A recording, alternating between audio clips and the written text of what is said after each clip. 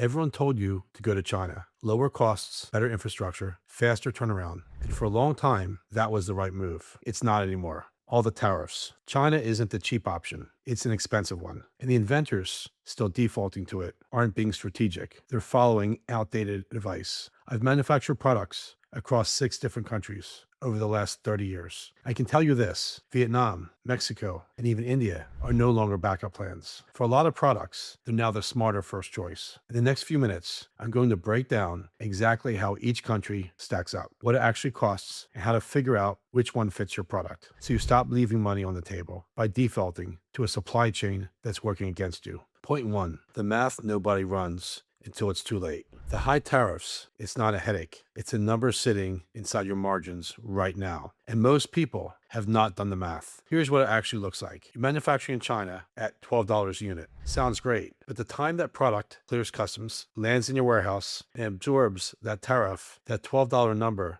isn't $12 anymore. And your retail price hasn't changed. That gap is where businesses quietly die, because most inventors calculate profit at the factory quote stage, not the landed cost stage. I had a client selling at $39, manufacturing at $14. On paper, profitable. Then the tariff hit, as well as shipping costs. His landed cost pushed past $30. The product worked, the supply chain didn't. And here's the reality: tariffs don't create problems, they expose them. If your margins can't survive a policy shift, they were never real margins. So if China is now the expensive option, what are the real alternatives? And do they actually work? Point two: Vietnam, Mexico, and India, what nobody actually tells you. Let's break this down, because this is where most people get it wrong. Vietnam, strong for electronics, light assembly, and apparel. Labor costs are actually lower than China. Tariff exposure is currently reduced. But here's the catch: tooling infrastructure is still maturing, and complex parts can take longer than expected. Mexico, this is the most underrated option for US inventors right now. Faster shipping,